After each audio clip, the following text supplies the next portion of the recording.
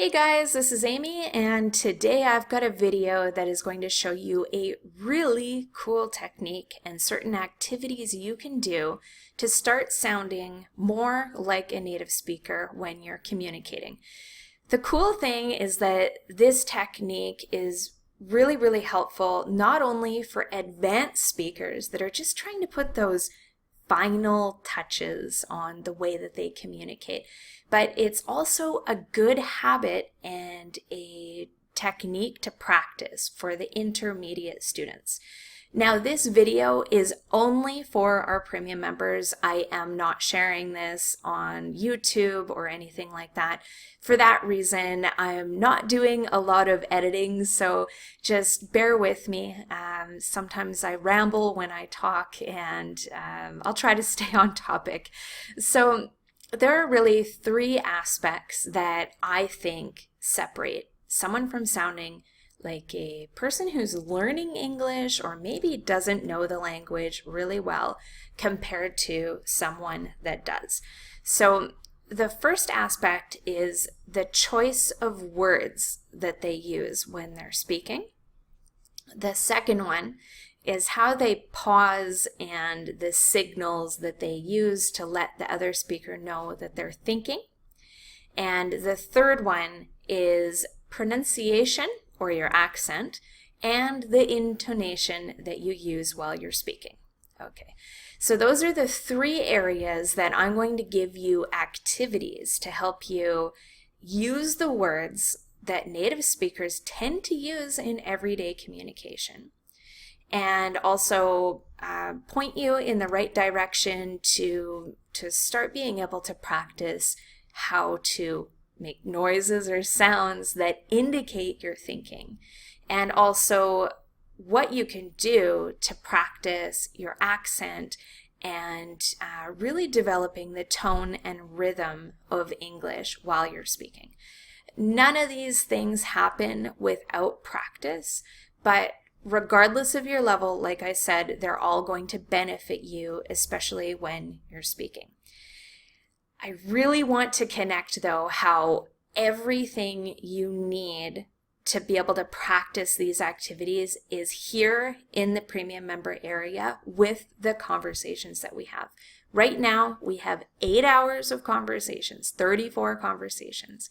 And just in the new year here, actually next week, we are going to be starting to record more conversations. So there is a ton of audio for you to study and mimic in certain ways that will start to build your skills to be sounding more natural when you're speaking. Just to clarify the sounding more like a native speaker, I'm not speaking only about accents here.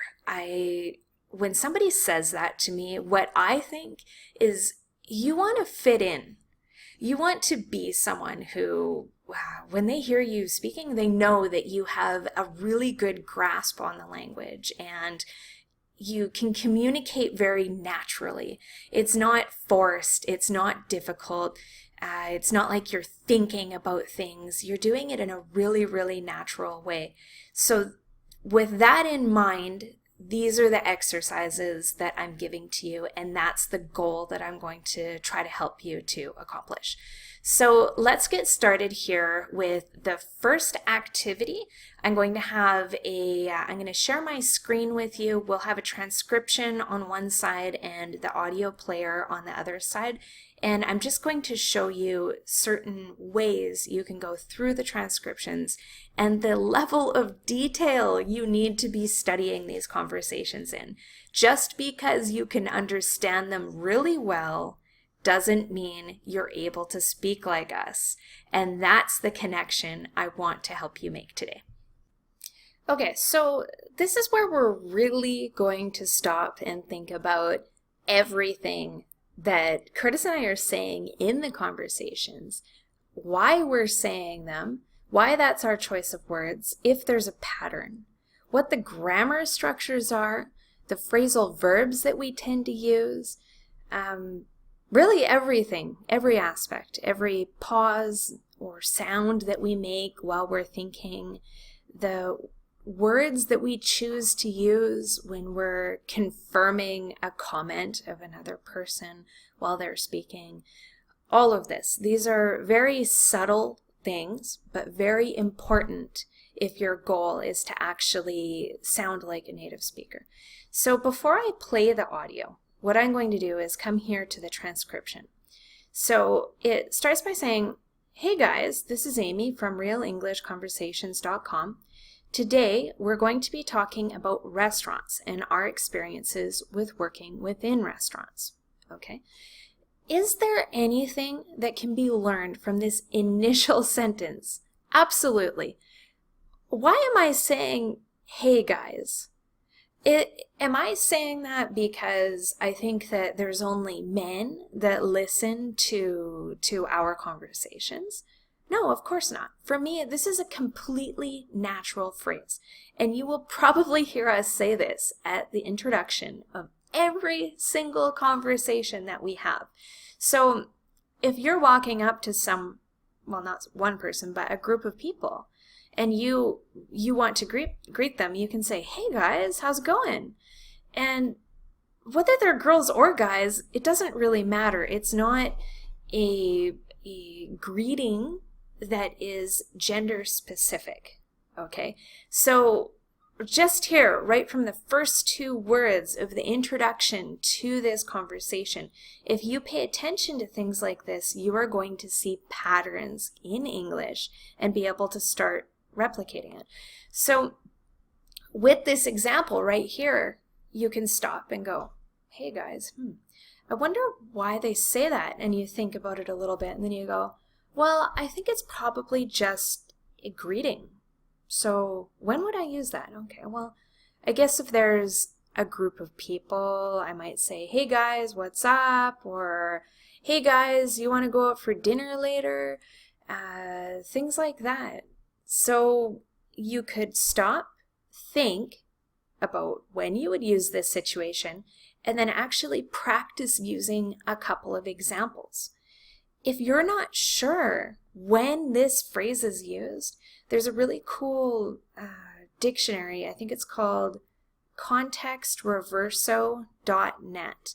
And this is one of my favorite tools for finding and figuring out how to use 2 to 4 word phrases, usually expressions or things like this. So what you can do is you can go to that dictionary and you can put in the phrase, "Hey guys," and you'll see like 20 examples that phrase is used in. And through those examples, you're going to have a really solid understanding of how to use that. Okay, so let's keep going. This is Amy from RealEnglishConversations.com. Pretty simple. Today, we're going to be talking about restaurants and our experiences with working within restaurants. Okay. I mean, there's a few basic things there. It's a pretty simple statement. Make sure that you keep listening right to the end because we have a really cool tip to give you to start sounding more like a native English speaker. Okay, so I'm telling you to listen right to the end of the audio. Maybe that phrase right there, right to the end, all the way to the end. Make sure you listen to the audio until it is finished. These are all ways of saying the same thing. And you might know how to say one of those phrases, or when you hear me say, "Be sure to listen right to the end," you might understand that phrase perfectly.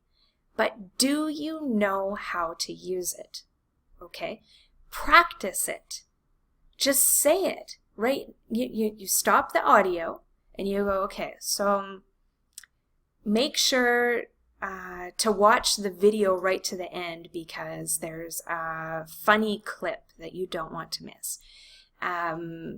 Make sure that you go right to the end of the hallway and then you will see the bathroom on the right-hand side. So those are 2 examples of using right to the end, and it'll help you to practice that phrase so that you feel more comfortable with it. You might want to add it to your word list. I know it's a phrase, but phrases are just as helpful as words. And it's important that you notice things like this and you actually practice using them, especially if you can understand it, but you know you've never used it and you're not really comfortable using it. So any aspect of the conversation that you find that you think you could learn a little bit better by repeating it and coming up with a couple of sentences is going to be really, really helpful. Okay, so let's get going here. So Curtis says, hello everyone and welcome to another episode of Real English Conversations. My name is Curtis and along with me, as always, is Amy. What are we going to talk about today? Perhaps the phrase along with me is not something that you really know. So again, you can go to that website, contextreverso.net. I'll make sure I leave a link somewhere for you to get to that website and type that in, along with me, or and just see how it's used and different examples, and then try to create your own sentences and use this phrase. Okay, so let's go down a little bit more. Well, we thought we would go into a little bit more detail about our experiences with restaurants.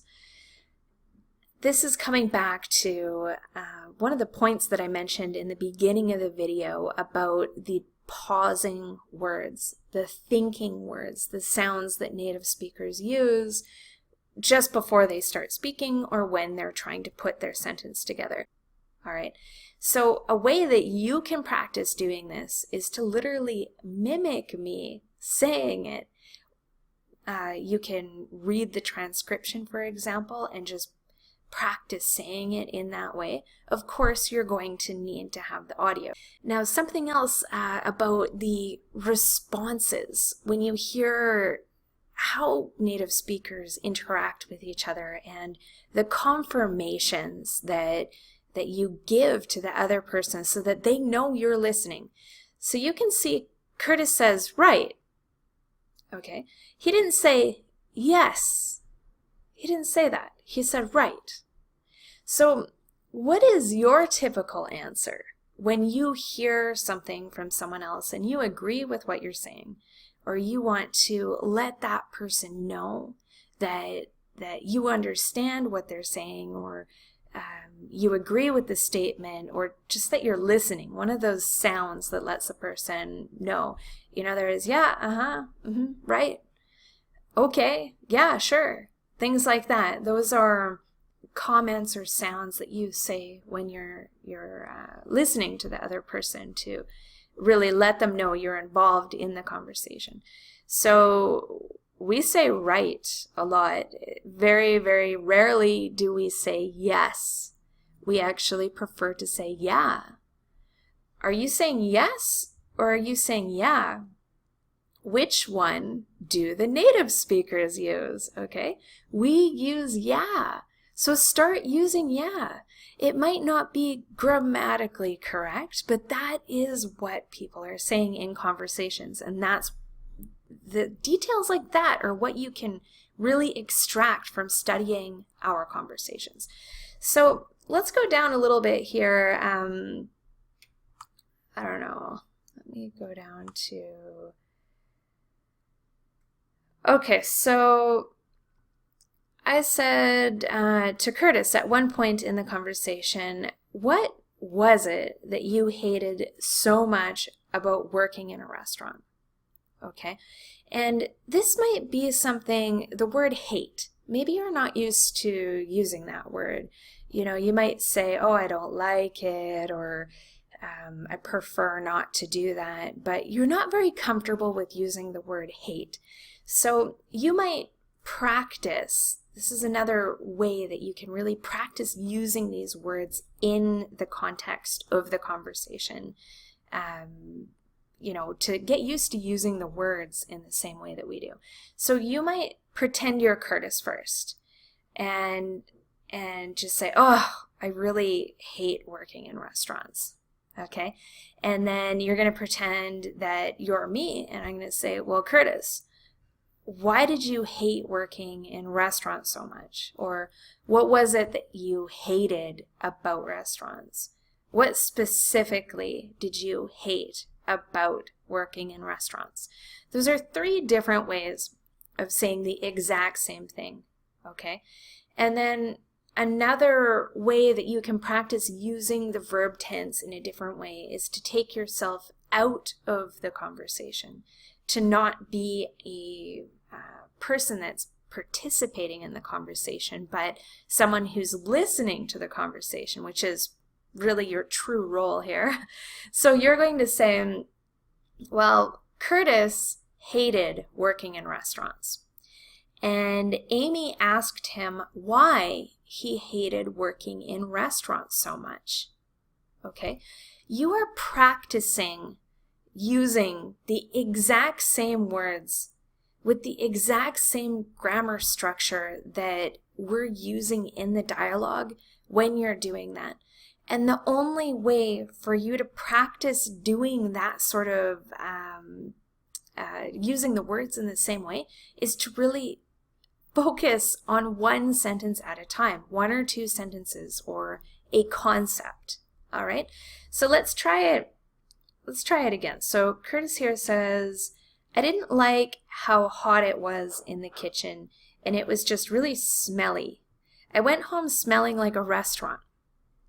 So if you pretend you're Curtis, you're going to say, ugh, I didn't like how hot it was in the restaurant, and it was really smelly, and I really hated going home smelling like a restaurant. All of my clothes were really stinky. Okay? And then if you practice talking about that sentence, you can say, Curtis didn't like how hot it was in the kitchen. He said it was really smelly, and he really didn't like going home smelling like a restaurant.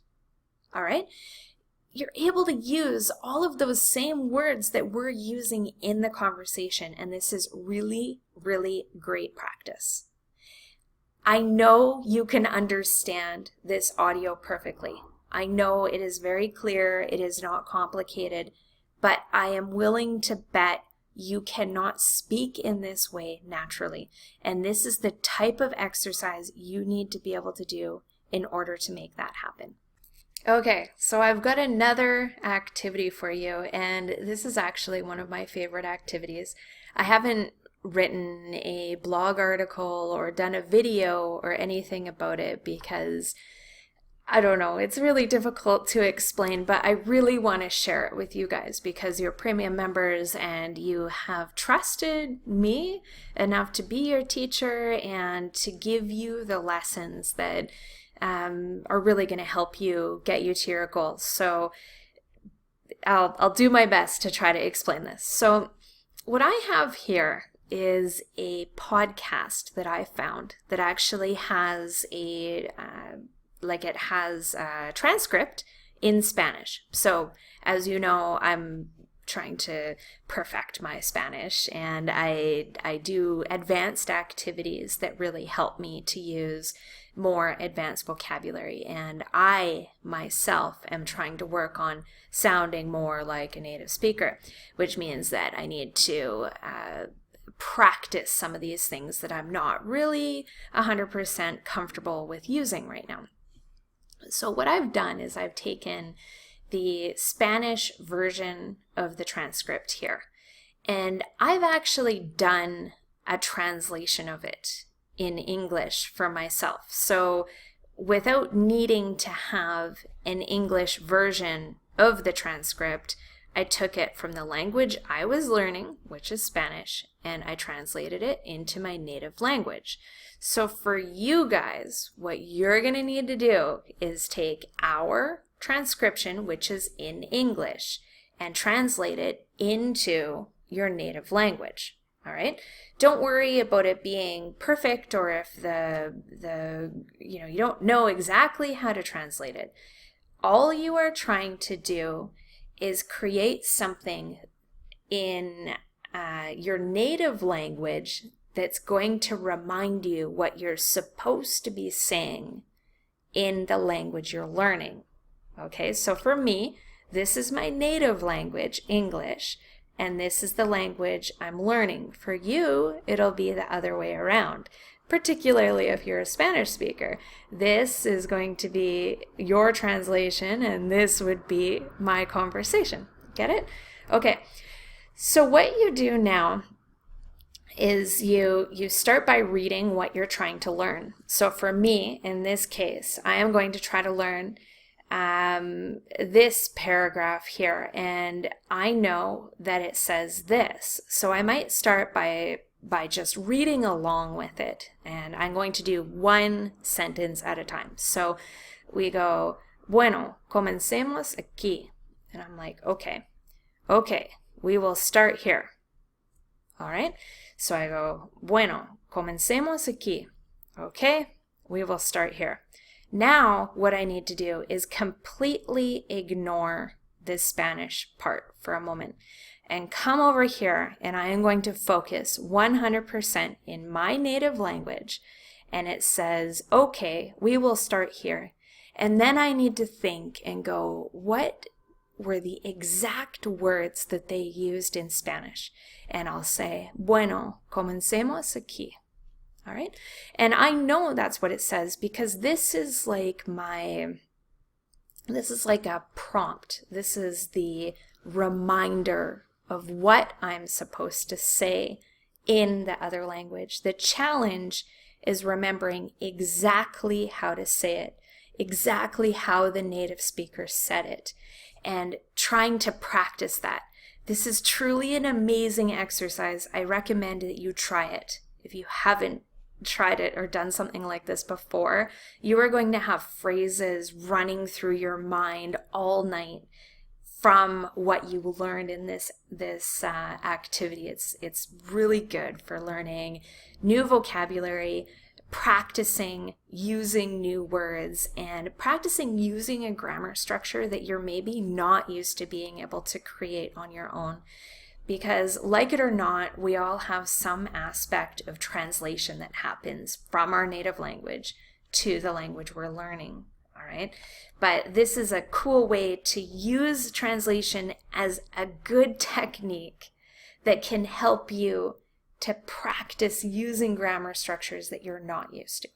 So let's keep going. So I'm going to read the next sentence here, which is, ¿Qué hay en un nombre? And then what that means is, what does a name really mean? The grammar structure here of this sentence is completely different. In Spanish, if I translated word for word, it would be, what is there in a name?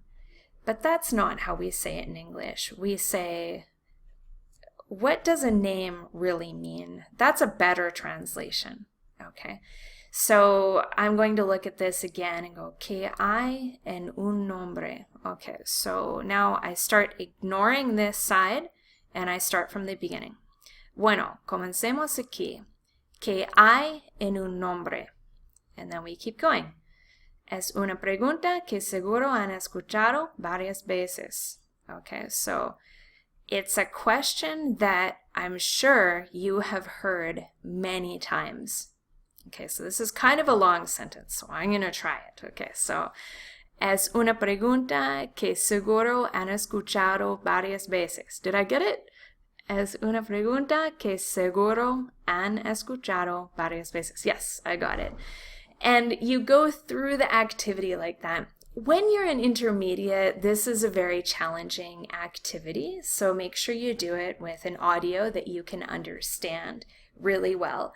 But as an advanced student, this is super, super cool. You're going to get a ton of benefit out of it. I highly recommend it. Give it a try. I don't really know what happens. Let's find out. I'll see if I'll give you advice to do this or not. Let's take this, and I know. Okay, I'm going to copy this. Let's go to Google Translate. I hate Google Translate, by the way, but we'll see what it does here. And then paste. So this is English, and I'm going to see if it actually translates pretty accurately into Spanish. So this is more like, very well, we start here. What does a name really mean? It's a question that I'm sure you have heard many times, and after they name you in honor of your grandpa or grandma, in the case of Ernesto Gomez. So yeah, I would say that this is probably a nice shortcut if you want to take our transcription and translate it automatically with Google Translate and use this as your reminder. This is the transcription you are referring to and looking at, focusing on, while you try to remember how we said it, okay? So anyway, that's my recommendation for doing this activity, and let's move on to the next one. All right, so here we are in the premium member section for the course, 21 Days to Better Speaking. And the next activity I really want to show you, and to show you where you can practice and find everything you need to know to do this activity, is in this lesson here, lesson 5. So with this lesson, it's basically shadowing is copying audio that you hear at the same time you're listening to it. And the goal is to be able to mimic the native speaker in the exact same way that they're saying things, with the best pronunciation you possibly can. More importantly, the tone and the rhythm that they're saying the words in. So this isn't about how quickly you're doing the repetition or how quickly the audio is that is playing that you're mimicking. It's more about making sure that you're actually saying the words properly and you have the exact same tone as we do when you're repeating what we say. And these activities send a signal to your subconscious brain that teach you the way that English needs to be said. And it's just really important that you do it with this intention. If you Google shadowing, what you're going to find the typical advice is to find an audio and play it and practice trying to repeat it again and again and again until you can say it at the exact same speed as the native speaker and somehow with the pronunciation. And that's just, it's hard. I've tried it and I've spent maybe half an hour trying to perfect the shadowing on a, 2 sentences of an audio, where I know the reason why that is so hard is because when you're learning a new language, your tongue is not used, and your mouth, it's not used to making all of those sounds perfectly, and it takes you a little bit longer. So if you try to speak quickly, your pronunciation is going to go down. It's always better to try to speak slower and clearly rather than quickly and have your pronunciation go down. With time, when your thoughts are occurring faster in your brain, you can remember words faster, all of the grammar makes sense, you're going to find that you'll naturally be speaking faster. So don't try to hurry it right now. It's more important that you really focus on sounding as clear as you can while you're speaking. So anyway, on this page here, everything is here. This explains what slow shadowing is, pretty much the same thing I just explained.